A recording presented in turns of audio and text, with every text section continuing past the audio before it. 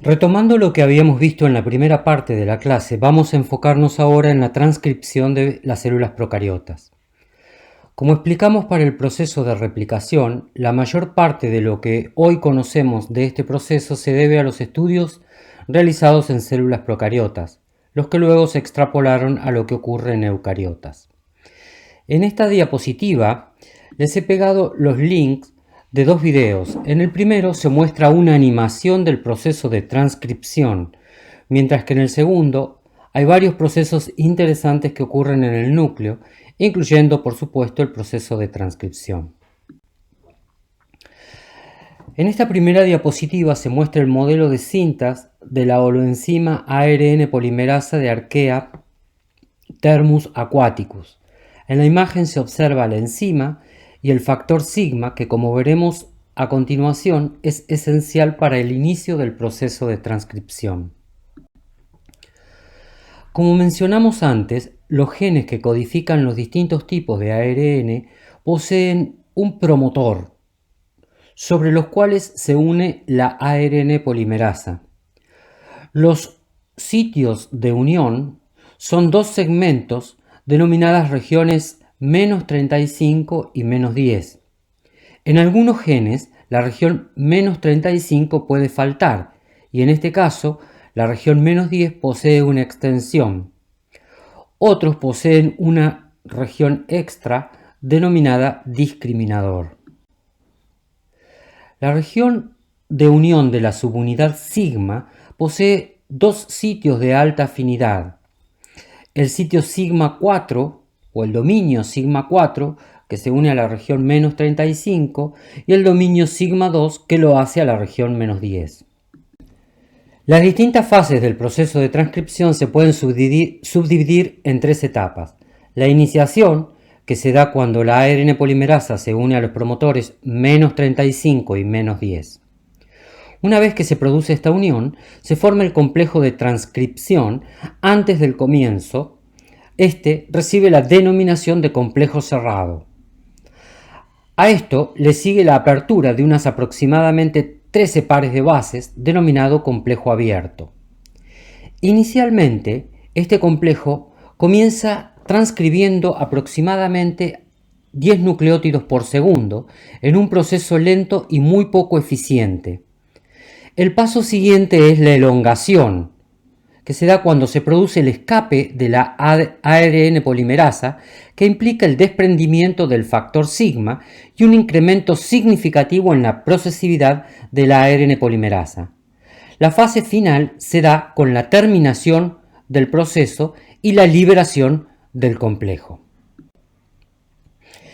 En esta imagen se muestra a la izquierda la interacción de la región 2 del factor sigma con la molécula de ADN.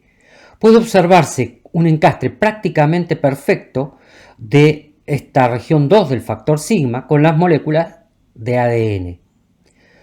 A la derecha se observa cómo el proceso de unión promueve la apertura de la doble hebra que da origen al proceso. En la imagen inferior de la izquierda se muestra que cuando el factor no se une correctamente, la doble hebra se mantiene cerrada, mientras que a la derecha se verifica una fusión adecuada del factor al promotor con la apertura de la doble hebra.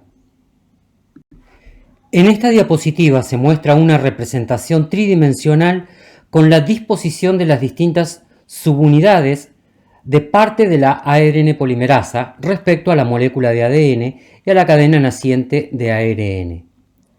Puede observarse la interacción de las distintas regiones del factor sigma con la molécula de ADN, así como los canales molde sobre el que se produce la transcripción y el no molde que aloja la cadena de ADN que no es transcripta.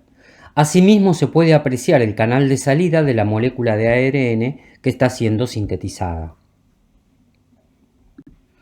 A pesar de que no se conoce exactamente cómo se produce el escape que da inicio a la fase de elongación, algunos autores sostienen que este proceso se debe a que la ARN polimerasa, ubicada en las posiciones -35 y -10, provoca sobre esta última región y el sitio +1 una especie de pinzamiento o arrugamiento de la doble hebra de ADN.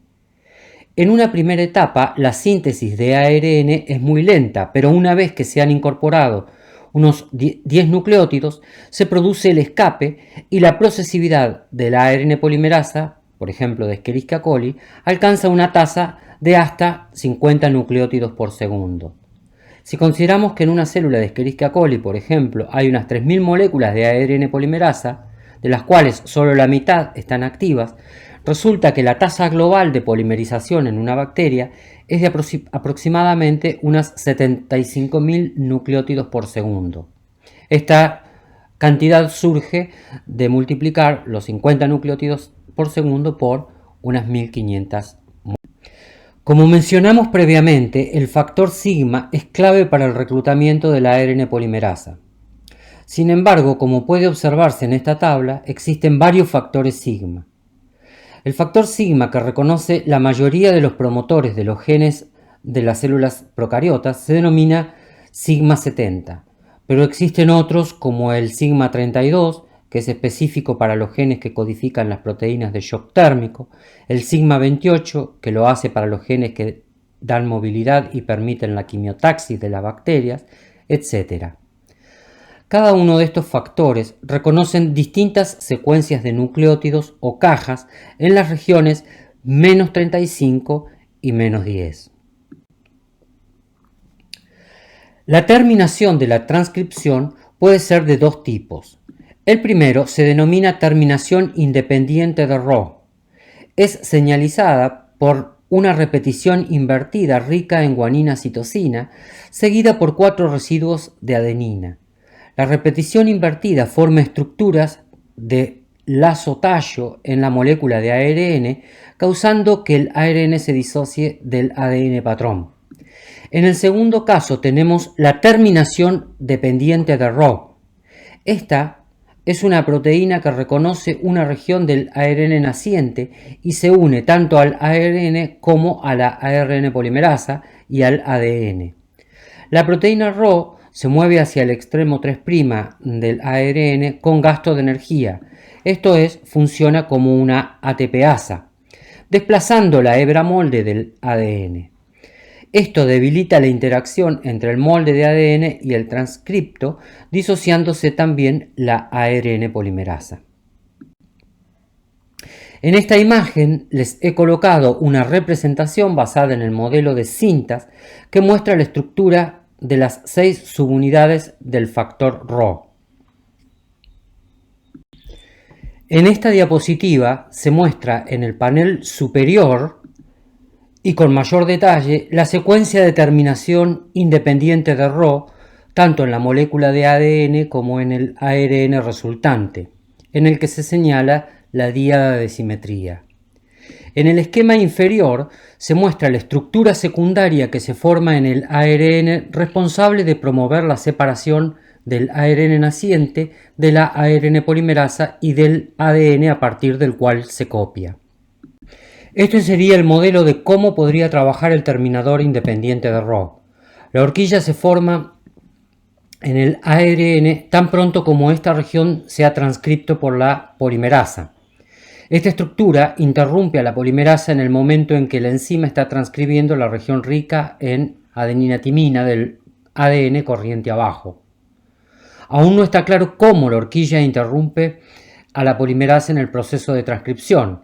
Probablemente se deba a la débil interacción que existe entre el transcripto y el ADN molde, que hace que el primero se libere fácilmente.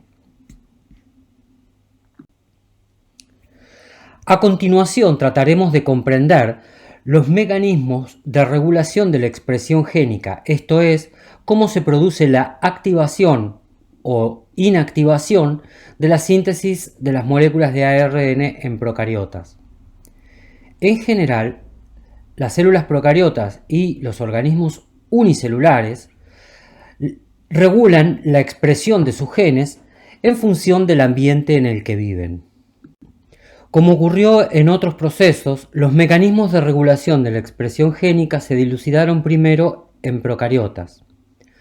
Como mencionamos en la primera parte de la clase, los genes procariotas en general se organizan como policistrones.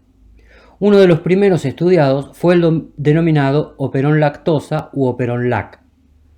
Un operón está constituido por un grupo de genes estructurales involucrados en una vía metabólica cuya expresión está regulada por un mismo sitio regulador, el promotor P, y un operador, mediante un gen regulador I. Este es un sistema inducible. La proteína reguladora, producto del gen regulador, es un represor que impide la expresión de los genes estructurales en ausencia del inductor.